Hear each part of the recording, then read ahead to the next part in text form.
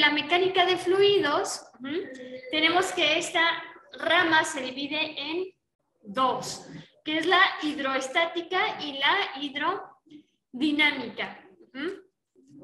Entonces, tenemos dos sufijos, que es estático y dinámico, que lo vamos a ver muy presente en distintas ramas de la física, que básicamente la estática, y fíjense, la vez pasada que estudiamos, tal cual fue estática y dinámica, que la estática es el reposo y la dinámica es el movimiento. Entonces, en la hidrostática voy a estudiar a los fluidos en reposo y en la hidrodinámica vamos a estudiar a los fluidos en movimiento. Y súper fundamental antes de iniciar con cualquier otra cosa, pues es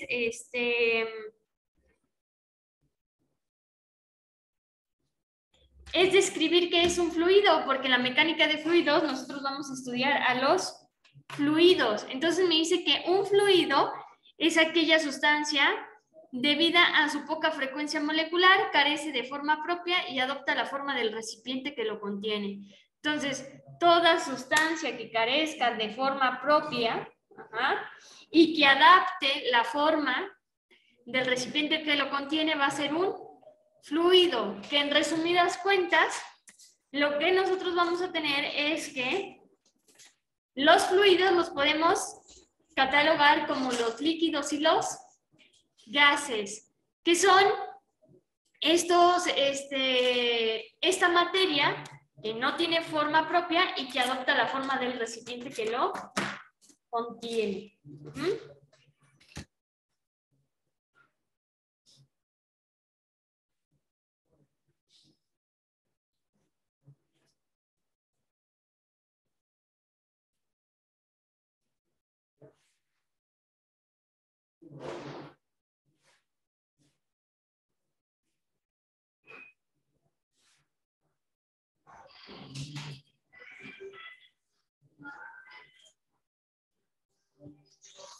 Entonces vamos a hablar tanto de los líquidos como de los gases. Pues los líquidos y los gases, aunque ambos son fluidos, tienen ciertas diferencias. ¿Qué diferencias vamos a tener? Pues aquí nos dice que el líquido tiene un volumen definido. ¿Qué volumen va a tener? Pues el del recipiente que lo contiene. Esto quiere decir que si mi líquido está contenido en un vaso, yo puedo calcular el volumen del vaso y así calcular el volumen del agua. Y en cambio, cuando hablamos de algo gaseoso, no tiene volumen propio y no se puede definir el volumen del gas porque el volumen del gas se expande. Entonces, voy a tratar de explicarlo de manera muy rápida porque eso también nos va a ayudar a comprender una propiedad que tienen los fluidos. Es que algo que se estudia en los tres estados físicos de la materia, que aquí ya tengo dos, que es el líquido y el gaseoso, y solamente me falta el sólido, pero el sólido no es un fluido. Algo que se estudia y que hace distinto un estado físico de otro son las moléculas que conforman dicho estado físico. Entonces, para algo sólido, el hecho de que el estado sólido sea algo con forma propia es porque sus partículas están muy juntas. El estado sólido, líquido, están un poco separadas y el estado gaseoso está completamente separadas. Entonces, imagínense ustedes que yo lleno un globo de aire y yo digo, es que todo el globo está lleno de aire. No es así. ¿Por qué? Porque las partículas están muy separadas. Entonces, lo que sucede es que no puedo definir el volumen de un gas porque sus partículas están muy separadas. Supongamos, aquí tenemos dos partículas. Y entonces, lo que hay entre estas dos partículas es espacio vacío, lo cual no cumple con la definición de volumen, porque volumen es espacio ocupado. Y este espacio que está entre estas dos partículas, ¿verdad que no está ocupado? Está vacío. Entonces, por eso yo no puedo definir el volumen de un gas, porque por más que yo lo meta a un recipiente, sus partículas van a estar muy separadas. Entre partícula y partícula va a haber mucho espacio vacío. que no es volumen. Ajá, ¿por qué? Porque no es un espacio que está siendo ocupado. Entonces, por eso, nosotros no podemos definir el volumen del estado gaseoso. Luego, tenemos que los líquidos son incompresibles y los gases son compresibles. Esto también tiene que ver con la ubicación de sus partículas. Y en la siguiente diapositiva lo voy a explicar por qué los líquidos no son y los gases sí son compresibles. Luego me dice que se difunden lentamente entre otros líquidos. Entonces, cuando tengo un líquido con otro líquido con otro líquido,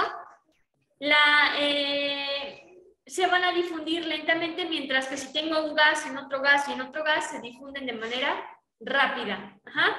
Y la última diferencia, pues, es las partículas, que les digo que las moléculas en un líquido se encuentran separadas, pero aún así existe fuerza de atracción entre ellas, lo que hace que la separación no sea tanta, mientras que en el gas las moléculas se encuentran muy separadas debido a que la fuerza de atracción entre las moléculas es casi nula o inexistente.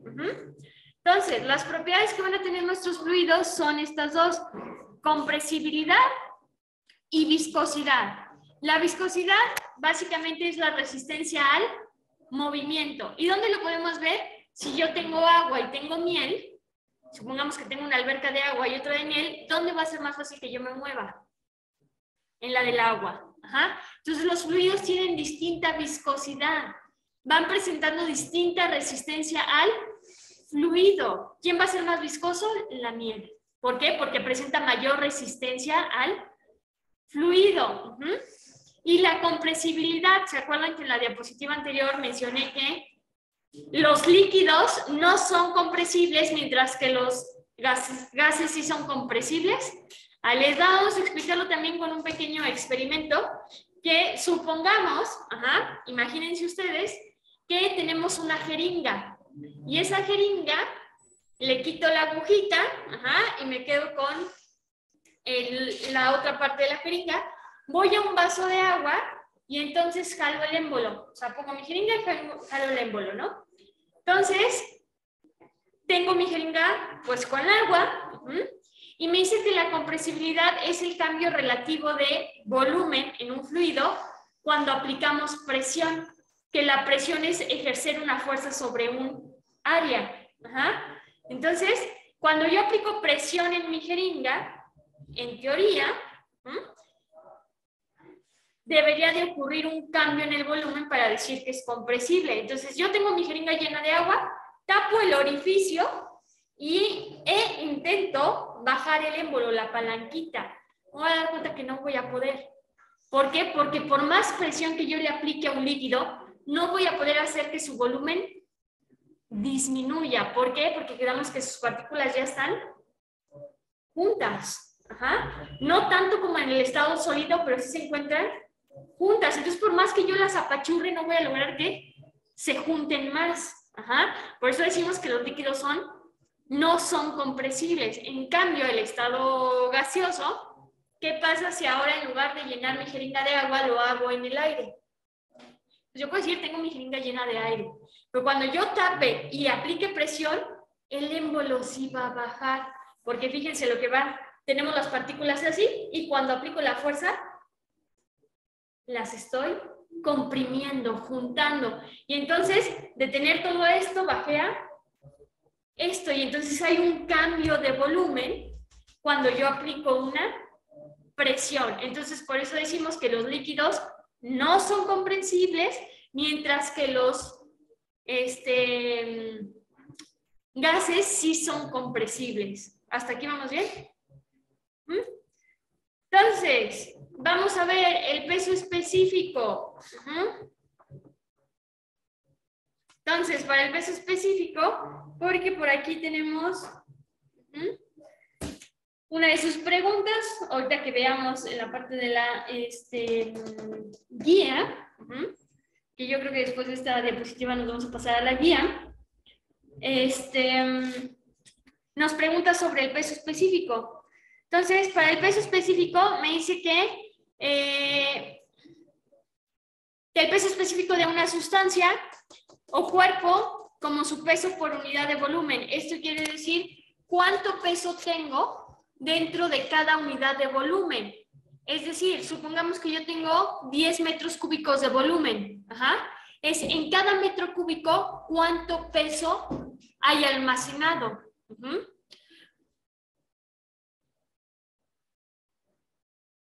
Entonces tenemos que la fórmula del peso específico es igual al peso sobre el volumen. Y a su vez puede ser masa por gravedad, que cuando multiplico la masa por la gravedad, lo que me da como resultado es el peso sobre el volumen, o que a su vez puede ser densidad por gravedad.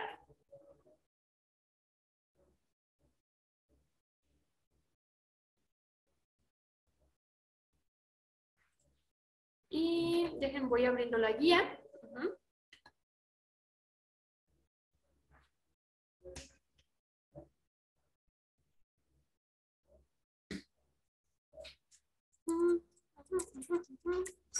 Para irnos, bueno, les voy diciendo la página. La página es la 24. Nos vamos a la página 24.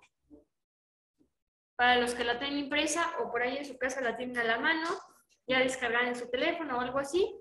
Ahorita todos nos la voy a proyectar para que todos vayamos en la misma línea.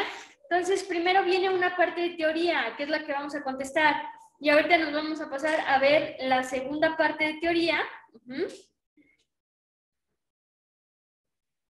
Para poder contestar también, a su vez, los dos problemas que vienen.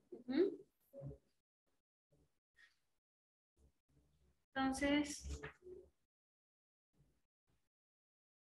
aguántenme tantito, déjenme. Vamos que a la página. ¿Qué les dije? 24, ¿verdad?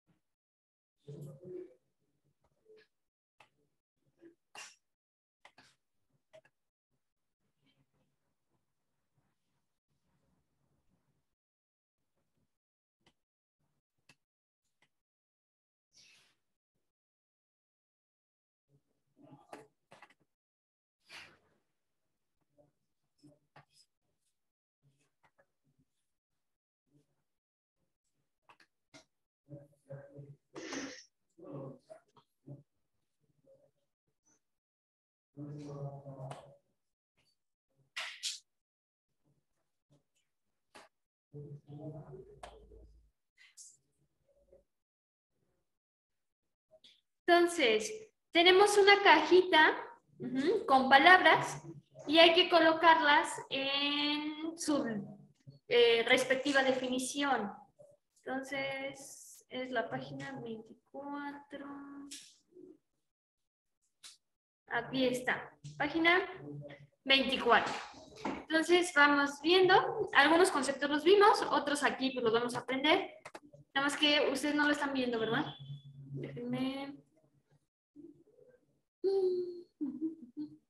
Se las proyecto.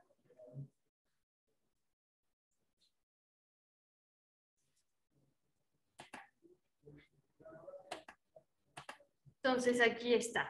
Tenemos nuestra caja de respuestas y nuestros enunciados.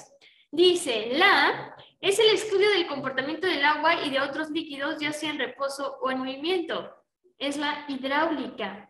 Esa es la rama de la física o mecánica de fluidos que se encarga del estudio de los fluidos, ya sea en reposo o movimiento. Entonces, vamos a tener que el número 1 es hidráulica. La siguiente. Esta propiedad se manifiesta cuando un líquido sube por un tubo hasta cierta altura, formando en la superficie libre del líquido una curva llamada menisco. A eso se le conoce como capilaridad.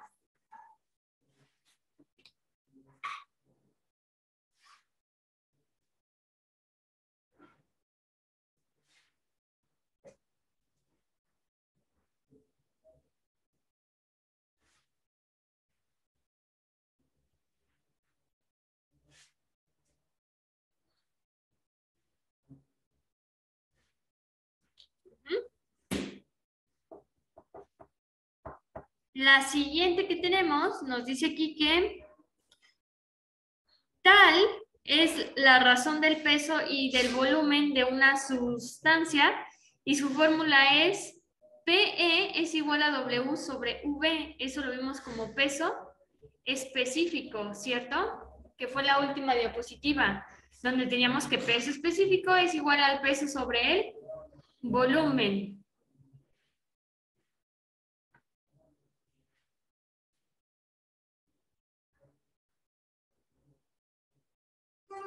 La siguiente la traigo en otra definición, porque después la anoten en sus apuntes, pero pues de una vez vamos a contestarla, que me dice, es la presión ocasionada por el peso del aire sobre los cuerpos. En general disminuye con la altitud, pues conforme se asciende las capas de aire son menos densas y la columna de aire disminuye. A eso se le conoce como presión atmosférica. Entonces, todos los fluidos, todos los fluidos ejercen presión en los cuerpos. Y ahorita vamos a ver que pues hay como tal una presión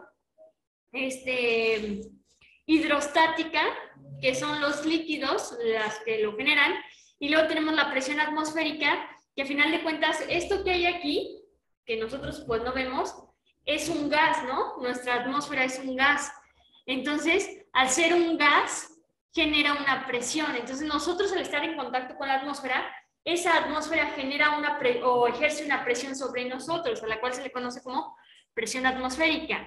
Luego, vamos a tener que tal es la parte de la física que estudia los fluidos en movimiento y lo vimos que es la hidrodinámica.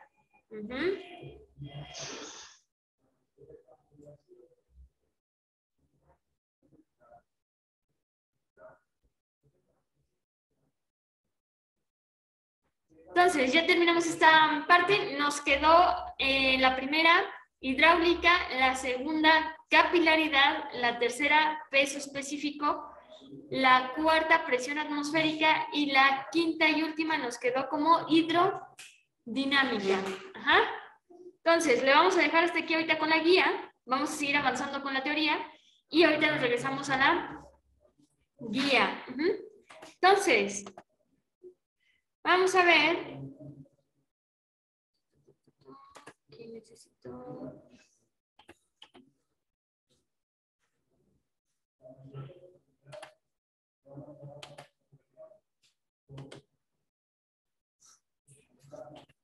Vamos a hacer Entonces es.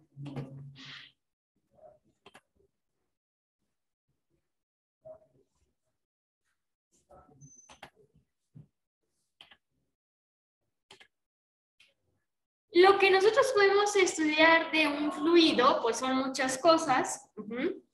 Y lo primero que vamos a poder estudiar es la densidad. Entonces me dice que la densidad es la cantidad de materia que hay por unidad de volumen. Entonces supongamos, para ver o comprender la definición de densidad, supongamos que ustedes tienen una caja, y esa caja ustedes la llenan con, no sé, con cubitos, de esos que hay de juguetes para niños. Entonces tengo mi caja y esa caja la voy a llenar con cubitos. Entonces la densidad es cuántos cubitos tengo, o sea, cuánta materia tengo por cada unidad de volumen. Supongamos que mi caja tiene, no sé, 15 metros cúbicos. Entonces, por cada metro cúbico, ¿cuánta cantidad de materia tengo almacenada en ese metro cúbico? Esa es la densidad. Por lo tanto, la fórmula va a ser densidad es igual a masa sobre volumen.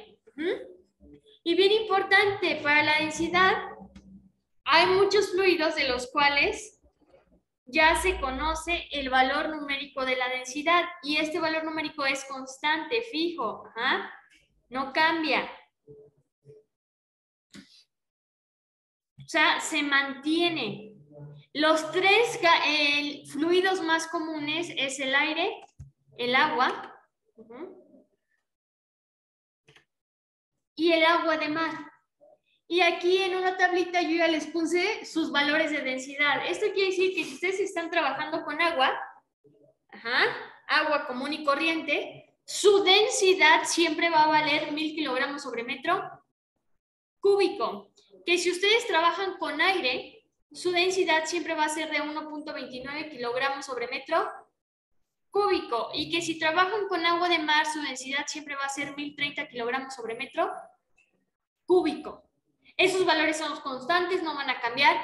Y así como lo vimos en las clases pasadas de que la gravedad vale 9.8 y la gravedad siempre vale 9.8, lo mismo sucede para la densidad de estas tres sustancias. Siempre van a valer lo mismo.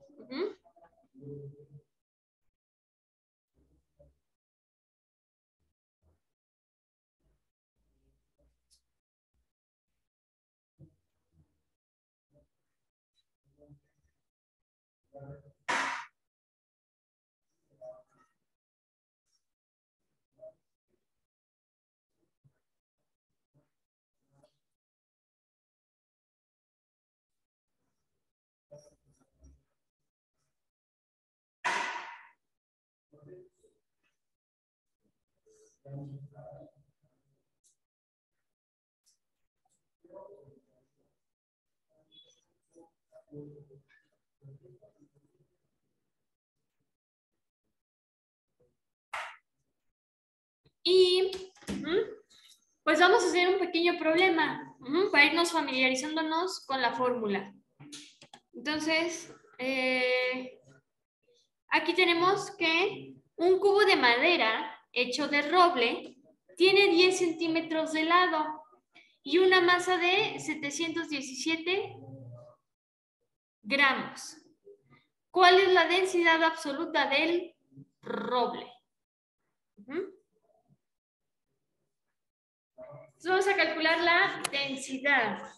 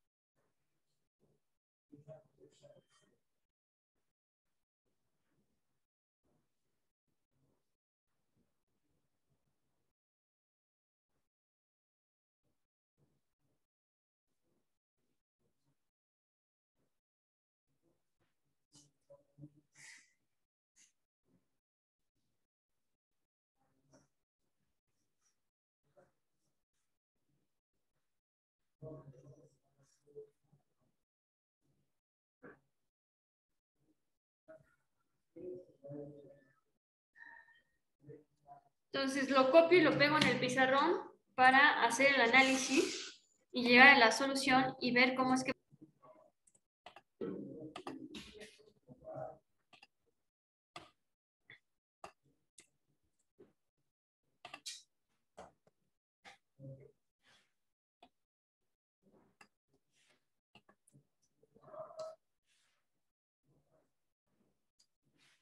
Voy a girar todos para ver los tamaños de la letra, que también se ven. Como su pantalla está muy chiquita. Entonces, tenemos que... Y aquí tenemos el enunciado. Déjenme aquí le aumento un poquito la cuadrícula, para que se vea mejor.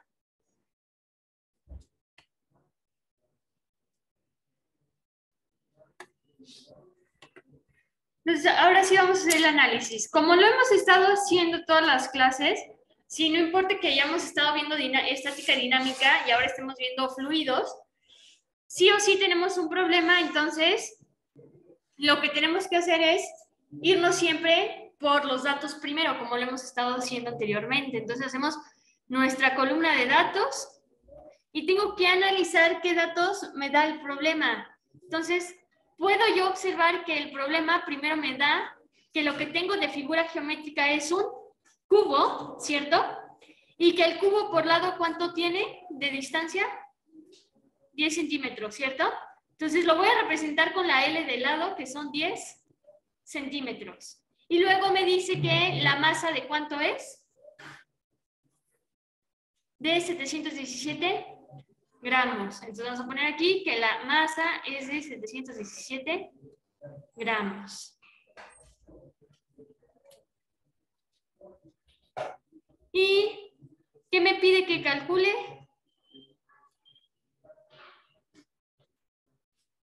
La densidad absoluta. Y tenemos que la densidad la represento con esta.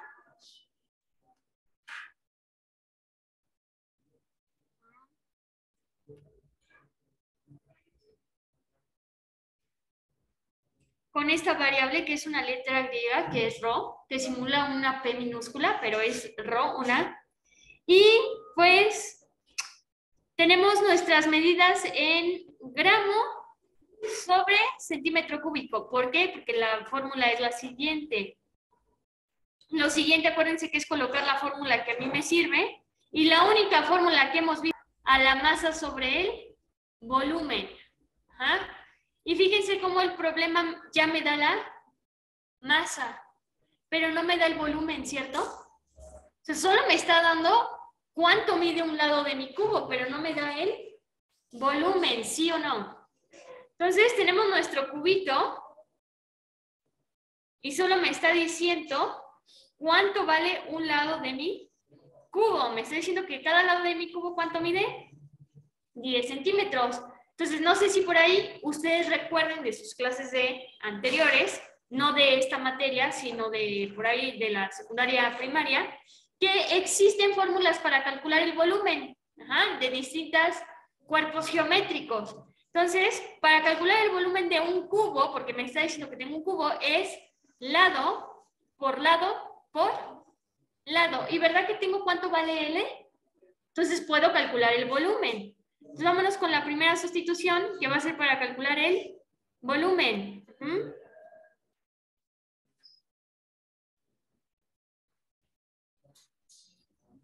Entonces, vamos a calcular el volumen de mi cubo. ¿Cuánto mide el lado de mi cubo?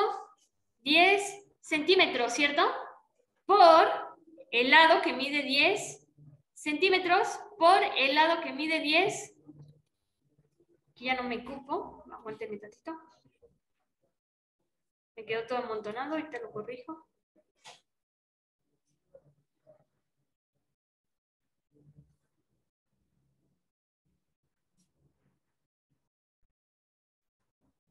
¿Qué me quedó de 10?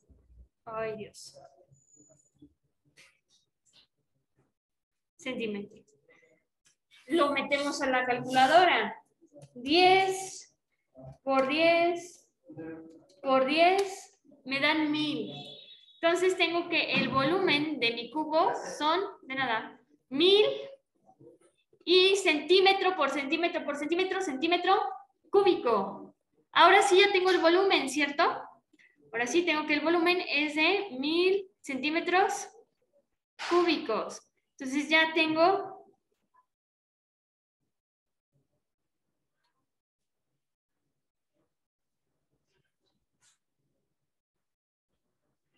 el valor de mi volumen.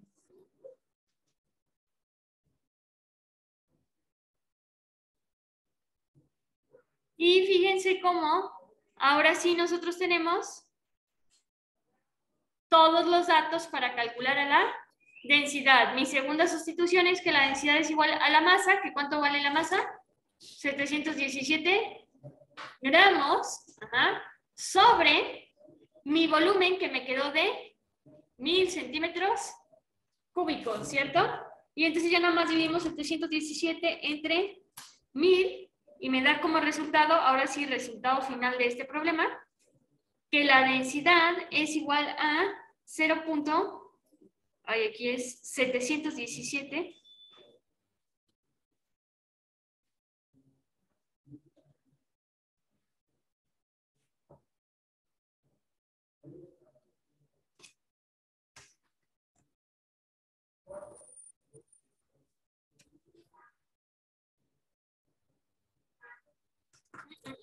gramos sobre centímetro cúbico. Ahí está. La densidad del roble de mi cubito fue de 0.717 gramos sobre centímetro cúbico.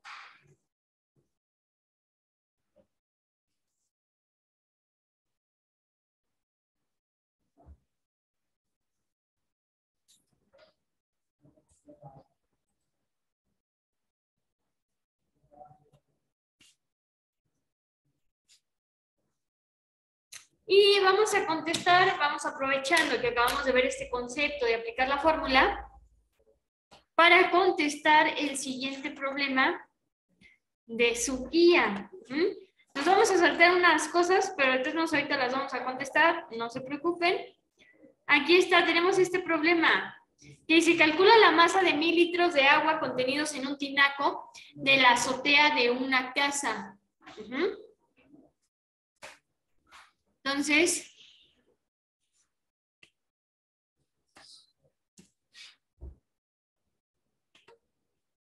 lo voy a copiar y pegar, y como ya se dan cuenta ahí en su guía, ya el problema casi viene resuelto, pero vamos a hacer el análisis para que sepan de dónde sale todo eso que viene ahí ya en su libro. Entonces, déjenme aquí.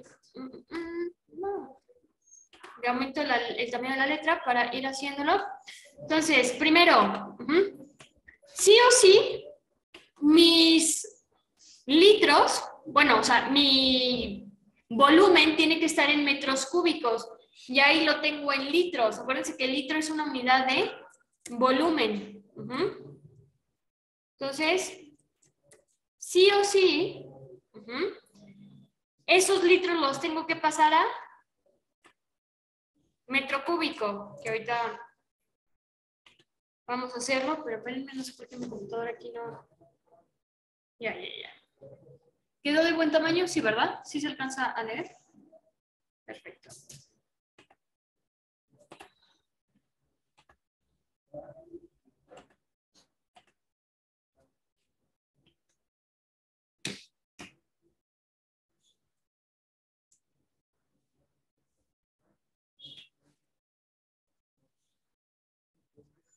Entonces, tenemos un problema.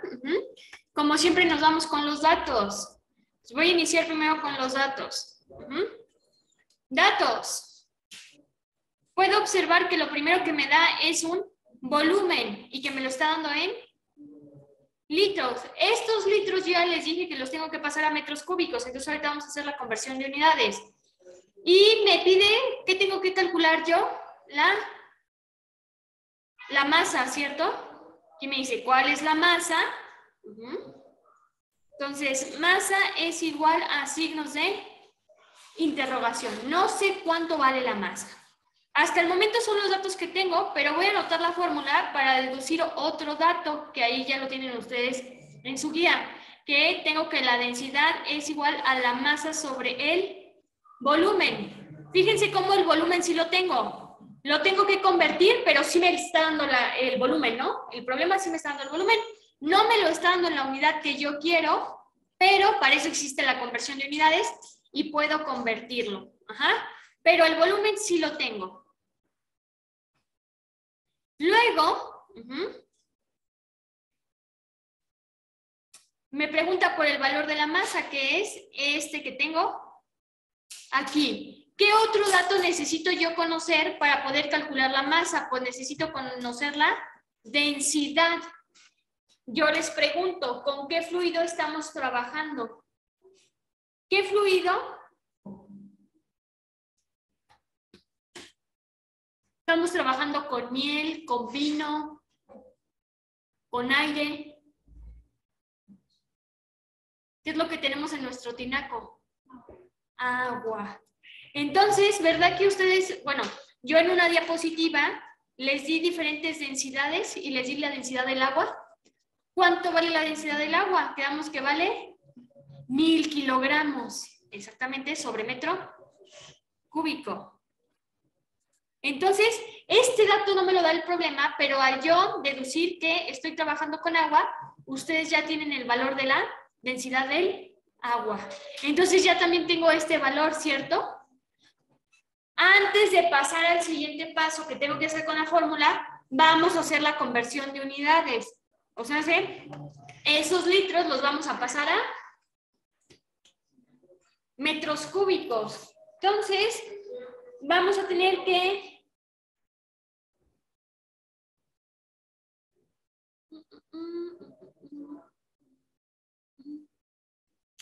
nos dice aquí que un metro cúbico, o sea, esta es la equivalencia, un metro cúbico, y siempre va a ser lo mismo. Dejen que quiera agarrar el lapicito, que no quiere agarrar. Un metro cúbico de cualquier sustancia que ustedes tengan, agua, miel, aire, roble, de lo que sea, siempre es igual a 1000 litros. Entonces yo les pregunto, si el problema me da 1000 litros, ¿cuántos metros cúbicos tenemos? Fíjense, esta es la equivalencia. Un metro cúbico es igual a 1000 litros. Yo tengo 1000 litros, ¿cuántos metros cúbicos voy a tener? 1, ¿cierto? Entonces, estos 1000 son igual a 1 metro. Ay, huele feo, ¿no? A 1 metro cúbico. Entonces ya tengo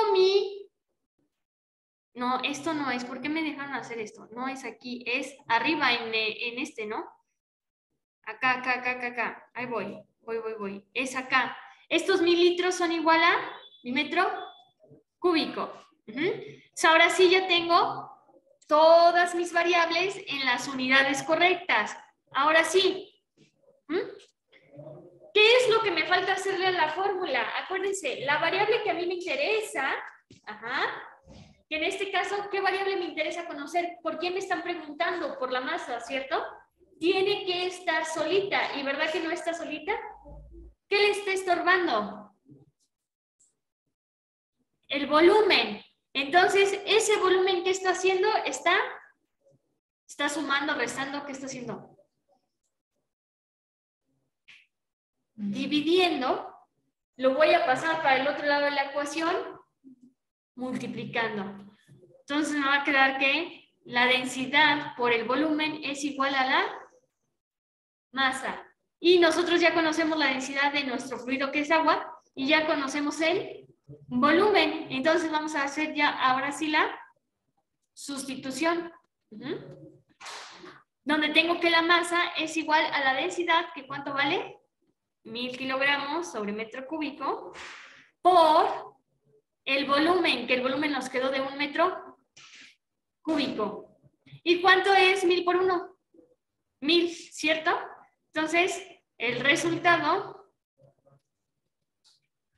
de mi masa es igual a 1000 kilogramos. Y ya llegamos a la solución de su problema, de su guía. Que si se fijan ahí en su guía, ya nada más queda poner el resultado, ¿no? Pero pues ahí está todo el procedimiento.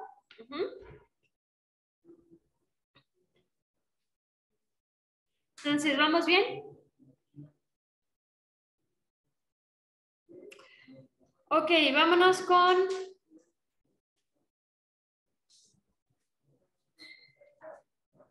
lo siguiente,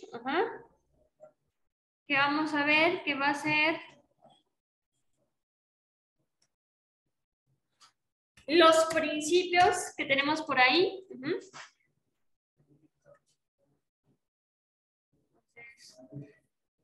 Nada más mencionarles, no se les olvide, presión hidrostática es la presión que ejerce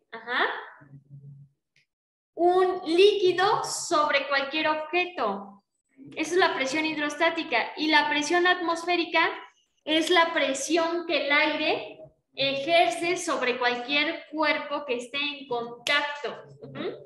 Como tal, la definición de presión es la fuerza que ejerce un objeto sobre un área.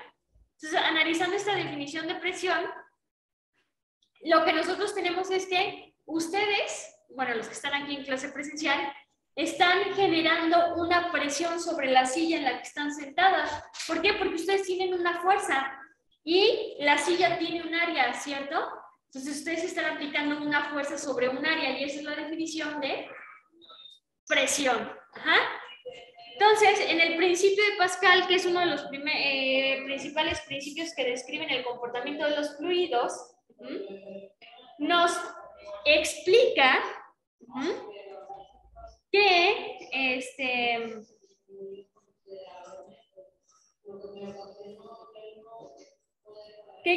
la presión que ustedes ejercen en un fluido, en un punto de un fluido, se va a transmitir íntegramente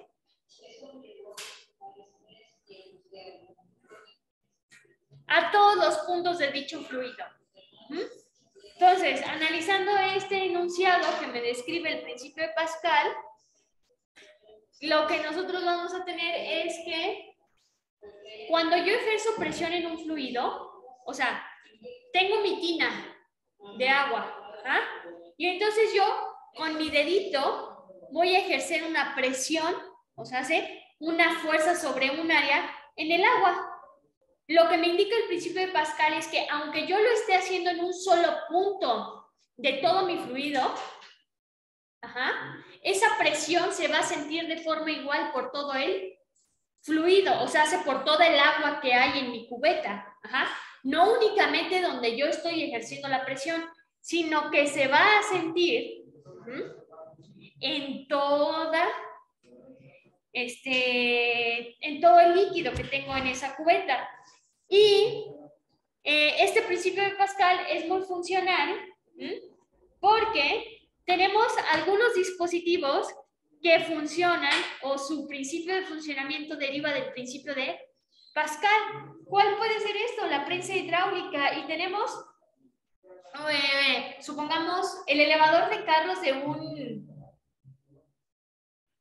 un mecánico funciona a partir del principio de Pascal, a partir de una prensa hidráulica. Entonces, vamos a ver que el principio de Pascal nos sirve para nosotros aplicar poca fuerza y levantar fuerzas muy pesadas, pesos muy pesados. ¿Qué es lo que sucede con el elevador de carros de un mecánico, cierto? O sea, el mecánico o algo más allegado a lo que nos puede llegar a suceder a nosotros, se nos poncha la llanta.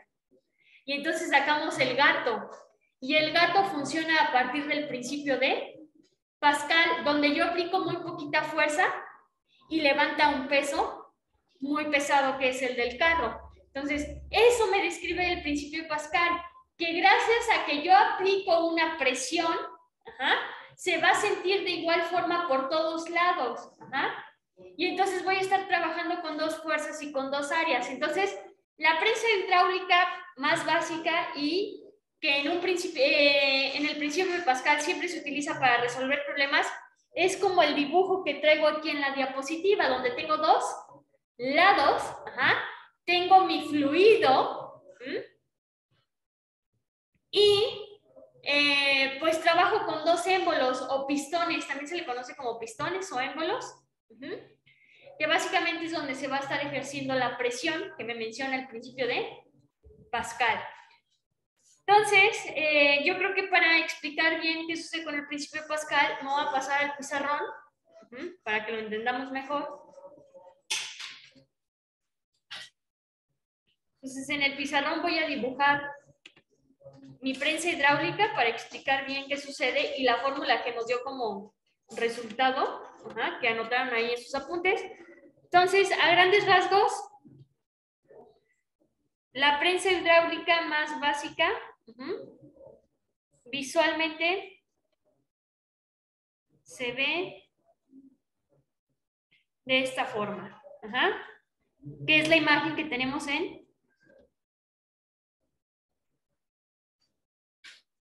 en la diapositiva. Y aquí tengo un pistón 1, que básicamente el pistón es una plaquita, que es donde ejerzo la presión, y acá voy a tener un pistón 2. ¿Se fijan cómo los pistones tienen distintas áreas? ¿Verdad que sí? Uno es más grande que otro, entonces uno va a tener mayor área que el otro. A este lado le vamos a llamar nuestra sección 1. Lo voy a poner como S1 para que me quepa mejor. Entonces a este lado le voy a llamar sección 1 y a este lado le voy a llamar sección 2. Lo que tenemos aquí nosotros es nuestro fluido. Ajá. Y entonces, ¿cómo es que funciona esta prensa hidráulica?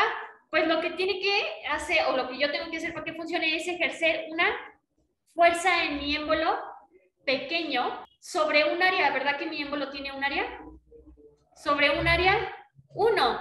Y yo les dije que la presión, su definición es fuerza sobre área. O sea, es aplicar una fuerza sobre un área. Lo que quiere decir que aquí se va a estar generando una presión 1. Ajá. Y la respuesta, o sea, el principio de Pascal me dice que cuando yo aplico una presión en un fluido, ¿verdad que la presión se va a sentir igual por todo el fluido? Entonces acá también se va a sentir una presión, ¿cierto? Que es presión 2. Y entonces aquí se va a estar generando una fuerza 2. Y lo que me dice el principio de Pascal es que la presión que ejerzo en un lado de mi fluido va a ser la misma que se ejerce en el lado 2. Entonces, por eso tenemos que la presión 1 es igual a la presión 2. ¿Vamos bien hasta aquí? Y la definición de presión es fuerza 1 sobre fuerza la presión. Por eso digo que esto es igual a la fuerza 2 sobre el área 2. Y es de aquí, es igual a la presión 1. Y todo esto que... ¿ah? Y entonces de ahí sale la fórmula para la presión. Entonces, para el principio de Pascal. Entonces, fíjense, en su guía, tenemos una parte de relacionar.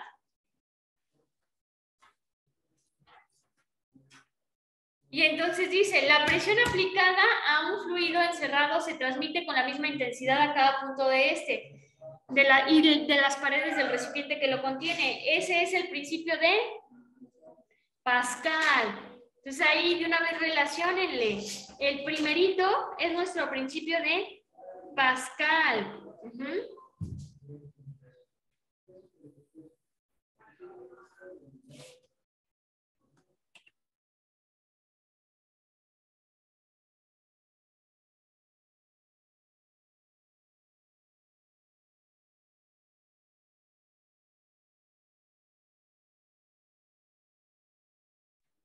Entonces, ya tenemos el primer teorema visto, ¿no? O principio.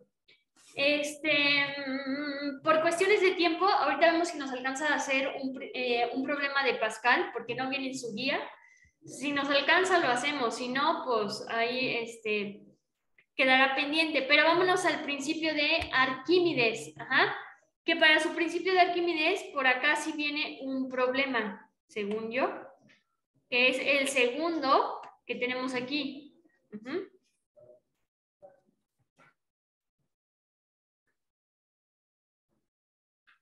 Ay, Dios mío.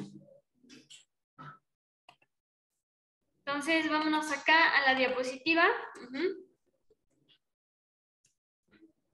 Y aquí tenemos el principio de Arquímedes. Entonces, primero vamos a explicar qué sucede con el principio de Arquímedes. Ajá.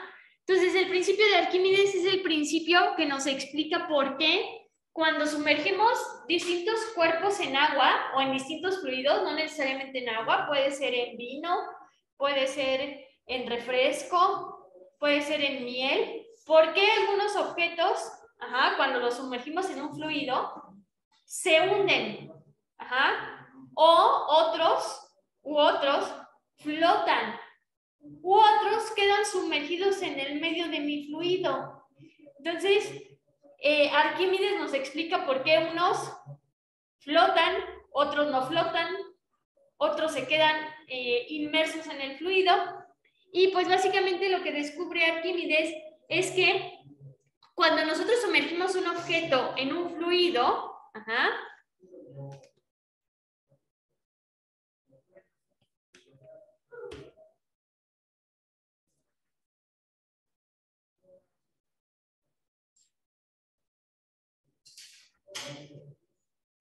que cuando nosotros sumergimos un objeto en un fluido, hay una fuerza de empuje o fuerza de flotación que siempre va dirigida hacia arriba y que es igual al peso del fluido desalojado. Aquí podríamos decir, bueno, ¿y qué es el peso del fluido desalojado? Entonces, vamos a poner un ejemplo. Yo tengo mi cubeta de agua y ya le eché el pinol, y lo que yo le eché para trapear. ¿Qué es lo que sucede cuando yo sumerjo el trapeador a la cubeta, que es sumergir un objeto a un fluido, ¿cierto? ¿Verdad que cuando yo sumerjo, puede ser que yo llene mi tina a la mitad, y cuando yo sumerjo el trapeador, ¿verdad que el agua sube? Ese es el fluido desalojado, porque acuérdense que la física nos dice que por más que queramos, dos objetos no pueden ocupar el mismo espacio. Entonces el agua y el trapeador no pueden ocupar el mismo espacio. Entonces a la hora que sumerjo el trapeador ocupa espacio y entonces el agua tiene que buscar otro espacio que ocupar y por eso se le conoce como el fluido desalojado. Entonces me está diciendo el principio de Arquímedes que todo objeto que sumerjo al agua siente o se le aplica una fuerza que se le conoce como fuerza de empuje o de flotación, que su dirección es hacia arriba, y que esta fuerza va a ser igual, siempre va a ser igual al fluido que se desaloja, al peso del fluido que se desaloja.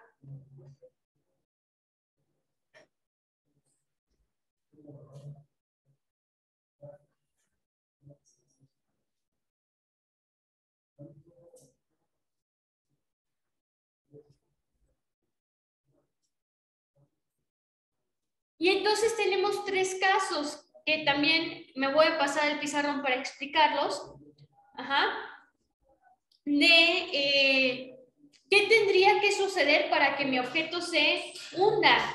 ¿Qué tendría que suceder para que se quede inmerso? ¿Y qué tendría que suceder para que salga a la superficie y flote? Entonces tendremos estos tres casos y ahorita la fórmula que nosotros vamos a ocupar para el problema que viene en su guía es la segunda fórmula, que me dice que para yo calcular la fuerza de empuje que siente un objeto que es sumergido en agua es igual a la densidad de mi fluido, que verdad que ya vimos el concepto de densidad, y ya nosotros sabemos que el agua tiene 1000 kilogramos sobre metro cúbico de densidad siempre, por el volumen que tiene mi objeto.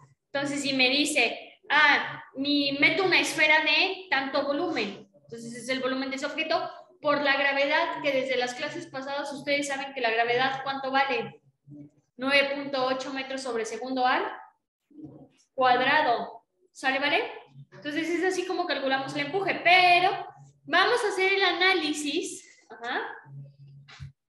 de cuando flota, cuando no. Entonces para eso me voy a pasar al pizarrón y vamos a dibujar los tres posibles casos.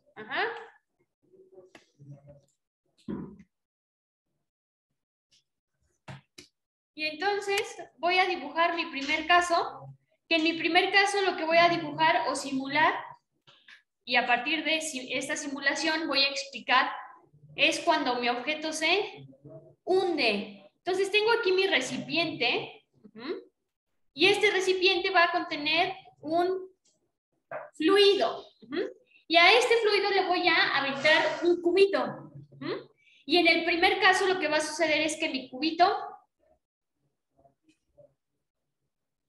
se hunde. Entonces, de entrada, por el principio de Arquímedes, ustedes saben que se nos indica que todo objeto que se sumerge en agua experimenta una fuerza que va hacia arriba, que es la fuerza de empuje o flotación. Pero no es la única fuerza que está experimentando el cubito. ¿Cuál es la otra fuerza que experimenta el cubito y que experimentamos todos los cuerpos? Es el peso. Nuestro peso es una fuerza. Entonces, este cubito tiene un peso y entonces va a experimentar una segunda fuerza que es el peso, que en física se expresa con la variable W, y el peso siempre va hacia abajo. Entonces, si se fijan, tenemos dos fuerzas contrarias. Una va hacia abajo y la otra va hacia arriba. Entonces, ¿qué tiene que suceder para que mi cubito se vaya a la superficie? Vamos a poner un ejemplo que pudiera suceder aquí en el salón. Pues resulta ser que dos compañeros empiezan a pelear por el mesabanco. Y entonces un compañero empieza a jalar para aquel lado y otro compañero para este lado. Y ambos dos van a estar ejerciendo una fuerza. O la típica cuando nos íbamos al parque y jugábamos a jalar la cuerda. Que los que están de un lado ejercen fuerza para un lado y los del otro ejercen otra fuerza. ¿Qué sucede o qué tiene que suceder para que la cuerda se venga para mi lado? La fuerza que yo aplico tiene que ser mayor, ¿cierto? Entonces, para que se vaya para abajo, ¿quién tiene que ser mayor? El peso. Entonces, W tiene que ser mayor al empuje. Entonces, en el primer caso, cuando se hunda, es porque el empuje es menor a W. Segundo caso, que es cuando ni sale a la superficie, pero tampoco se hunde, sino que mi cubito queda sumergido, fluido. Entonces, ustedes ya saben por el principio, de Arquímedes, que siempre va a existir la fuerza y que siempre vamos a tener el peso que va hacia abajo. ¿En qué punto cuando estamos jugando la fuerza no se mueve la cuerda? Cuando ambos lados aplicamos la misma fuerza. Entonces, vamos a tener que, en este caso, W tiene que ser igual a la fuerza de empuje. A W. Y el tercer caso, que es cuando... Ay, me quedó muy grande este recipiente.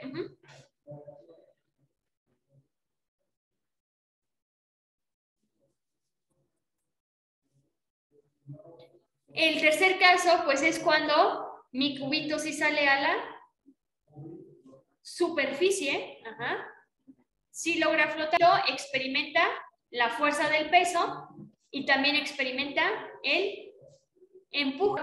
Si mi cubito se va a ir hacia arriba, ¿quién tiene que ser mayor? ¿La W o la I? El empuje. Entonces, en este caso, el empuje va a ser mayor a mi peso. Yo tendría que E es mayor a W. Y esos son los tres posibles casos que tenemos que pueden llegar a suceder en el principio de Arquímedes. Cuando mi objeto se hunde, cuando sale a la superficie, cuando se queda inmerso.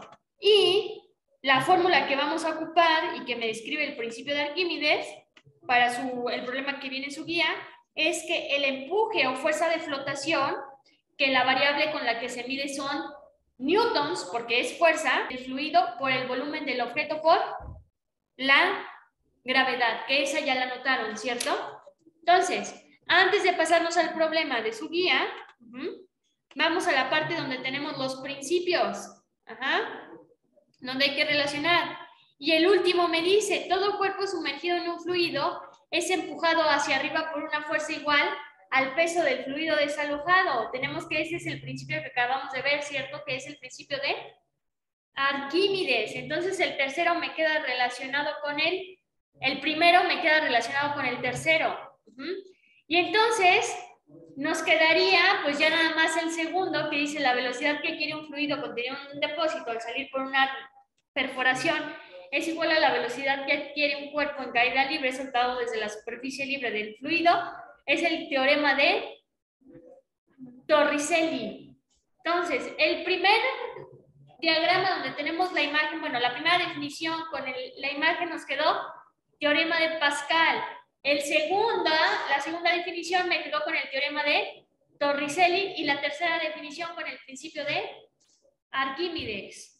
Ahora sí, nos vamos para acá abajo y vamos a resolver el problema número 2, que dice un cubo de madera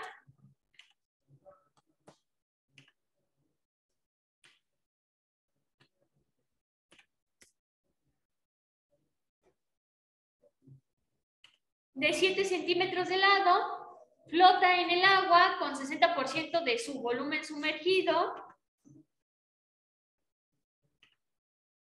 ¿Cuál es el empuje que recibe del agua? Ajá.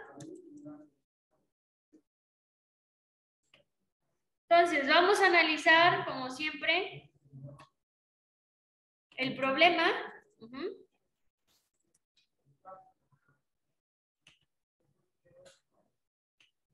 Que ya prácticamente viene resuelto en su guía, pero para que quede completamente claro qué es lo que sucede en el problema, qué es lo que está haciendo la guía.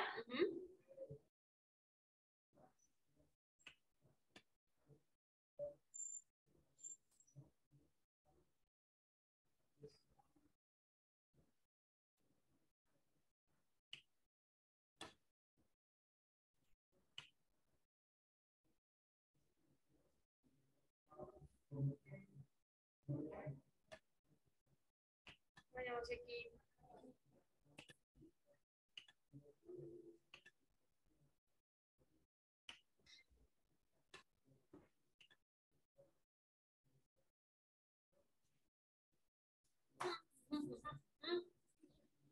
Entonces, vamos viendo qué datos me da el problema.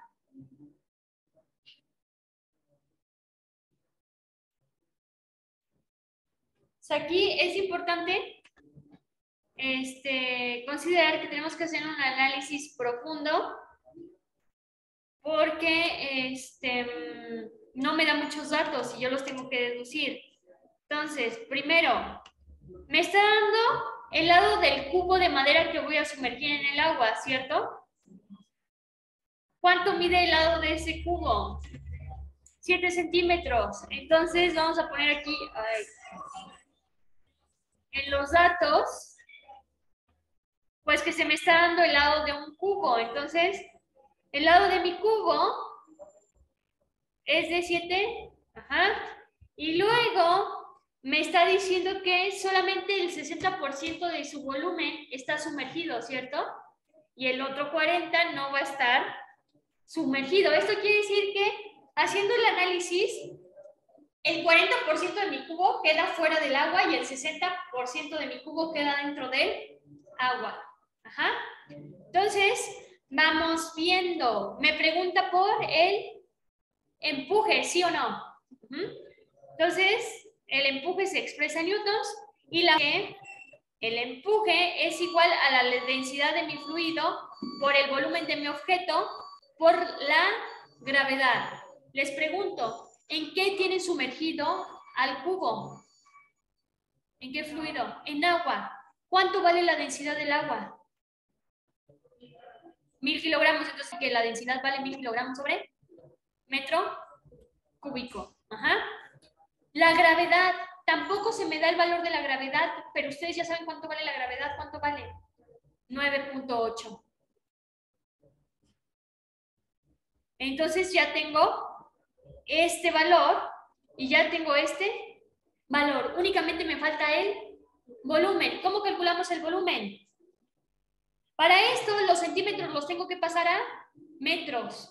¿Cómo paso de centímetros a metros? Dividiendo entre 100. Entonces divido 7 entre 100 y me da 0.0. Exactamente, metros. Ahora sí, en el problema pasado que hicimos, calculamos el volumen de un cubo. ¿Cómo sé cuál es la fórmula del volumen de un cubo?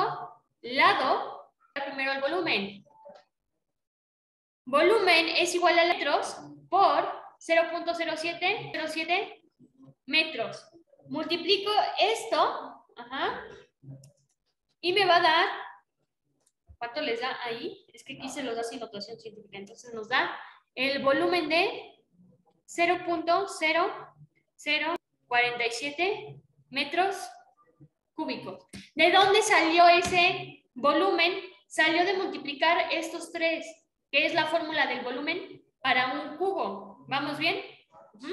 Ya tenemos el valor del volumen. Ahora, de todo este cubo que tengo sumergido, ¿cuál es el volumen que va a estar experimentando la fuerza de empuje. ¿Cuánto de este cubo está sumergido en agua? ¿Cuánto me dice el problema? El 60%. Entonces, de todo mi volumen, todo este volumen que yo calculé es el 100%, ¿cierto? Es todo mi cubo. Entonces, este lo vamos a multiplicar por el 60%, que sería por 0.60. Entonces, para calcular realmente el volumen que está experimentando la fuerza de empuje, porque solamente el 60% está sumergido, ¿cierto? Solo el 60% va a estar experimentando esa fuerza de empuje, entonces vamos a multiplicar nuestro volumen, que es el 0.43. Ok. Este 3, ¿verdad? Metros cúbicos por 0.60, que sería el 60%, ya pasado a punto decimal. Entonces multiplicamos esto, 0.000343 por 0.60, y no sé si su guía ya les da no les da el resultado, ¿verdad? Entonces, este volumen, ojo, de mi 60%, y aquí lo voy a poner,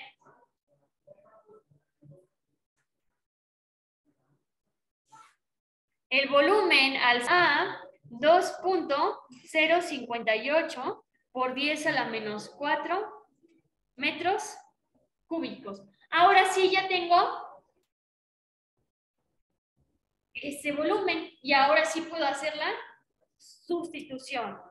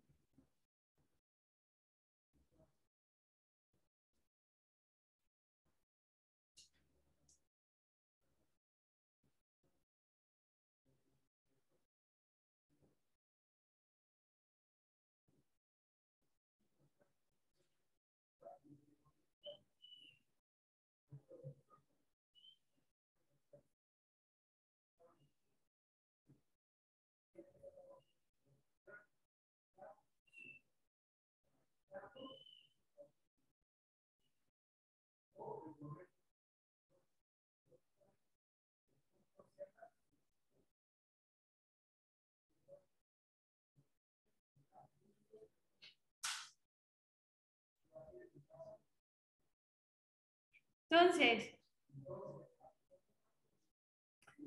vamos a hacer ahora sí la sustitución. Agarro la fórmula, que es que, no es cierto, no es la densidad. Vamos a calcular el empuje, ¿cierto? Vamos a poner que el empuje es igual a la densidad sobre metro por el volumen, que de cuánto me quedó el volumen, de 2.0 metros cúbicos por la gravedad, que cuánto vale, 9.8 metros sobre segundo al cuadrado. Entonces ahí está, densidad por el volumen que nosotros calculamos, porque no me lo da el problema, por la gravedad. Y entonces multiplicamos.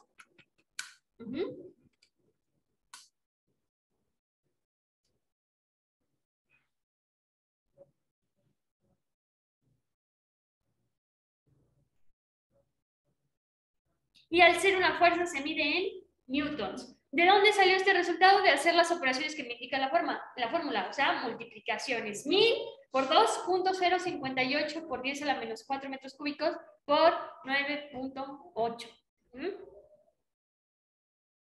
Entonces, esa es la fuerza de empuje que va a estar experimentando mi cubo. Entonces, si quieren... Ay, Dios. Ahí se ve ya todo el procedimiento, que pues la mayoría ya viene ahí en su guía, pero ya lo desglosamos. Ustedes ya saben de dónde sale cada numerito que les da ahí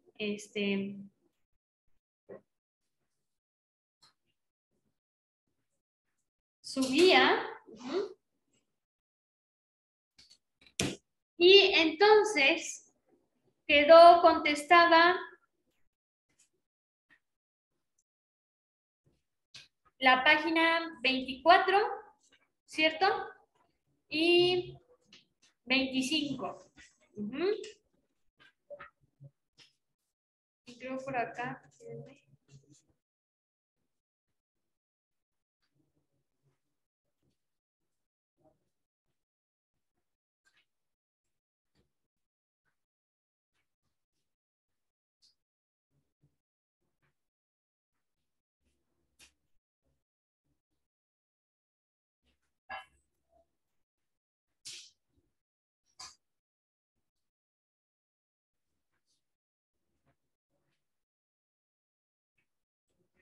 Entonces vamos a contestar porque creo que no contestamos la página, aprovechando que nos quedan unos minutitos, la página 19, de su guía, que es de energía.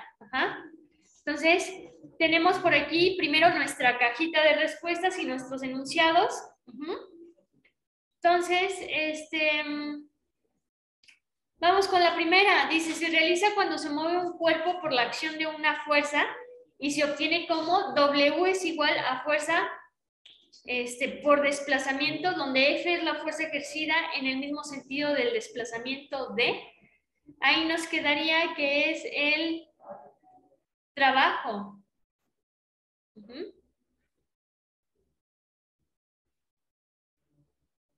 La segunda dice la energía. Y es la energía cinética, que la energía cinética es de un sistema en movimiento. Si no sabíamos, todos los cuerpos tienen energía. La energía en reposo, o sea, aunque yo no haga nada, yo tengo energía. Y cuando hago un movimiento o un trabajo, o sea, me salgo a correr, me salgo a caminar, también estoy generando energía. Entonces, la que es la energía del movimiento, cuando un automóvil se mueve, cuando yo me muevo, es la energía cinética. La siguiente dice que la energía no se crea, la energía, sí, dice que la energía no se crea ni se destruye, solo se transforma en un sistema en el que existen transformaciones de energía. Esta siempre permanecerá constante, es decir, la energía potencial más la energía cinética más el trabajo es igual a una constante. A eso se le conoce como la ley de la conservación de la energía. La tercera nos quedaría ley de la conservación de la energía. Es que no se les olvide, así como tenemos una ley de la conservación de la materia que nos dice que la materia no se crea ni se destruye, la energía tampoco se crea ni se destruye, solo se transforma. O sea, la energía únicamente va pasando de un tipo a otro tipo de energía. Entonces, la energía puede ser química y de química puede pasar a electricidad. La energía puede ser cinética y puede pasar a electricidad. La electricidad puede pasar a energía química. Entonces puede irse transformando de un tipo a otro tipo. La siguiente dice, es la rapidez con la que se realiza un trabajo mecánico. P es igual al peso sobre el tiempo y nos pone entre paréntesis una W, que es la unidad de medida, que es el watt. Entonces es la potencia. La potencia es igual al peso sobre el tiempo y la potencia se mide en watts. Entonces, ahí la número 4 nos va a quedar la potencia.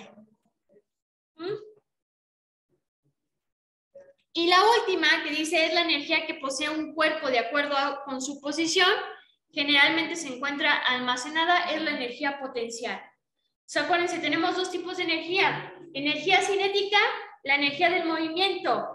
La energía potencial, la energía del reposo. Que tenemos almacenados todos como cuerpos y que no es necesario estar en movimiento para generar esa energía.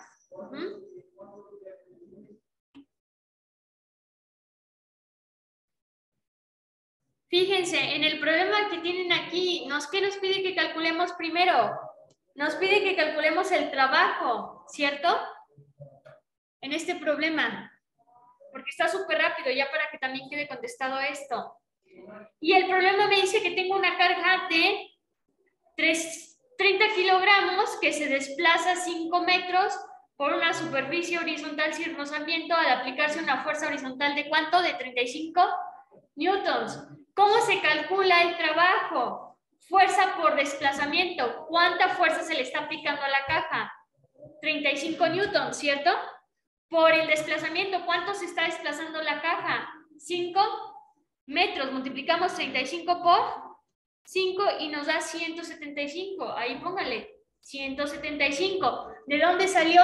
De multiplicar la fuerza que vale 35 por el desplazamiento que vale 5. Bien sencillito. Ajá. Y el siguiente, bueno, este está más complejo. Este lo dejamos para la próxima clase. ¿Sale, vale?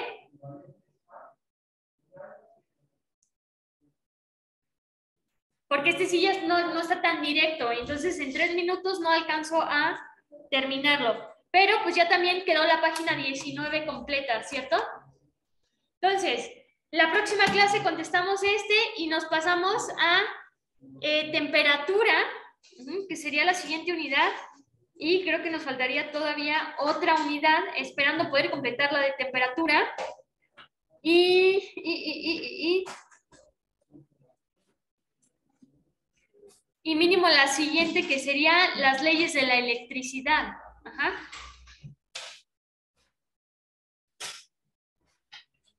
¿Sale, vale?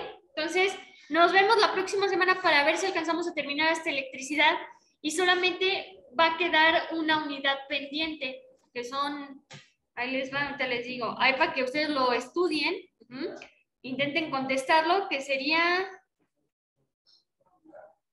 2 páginas de la guía lo que nos quedaría pendiente. Sí, en la próxima clase le metemos prisa, ¿sale? Entonces me despido a los que están en su casa, que les vaya bien y nos vemos la próxima semana.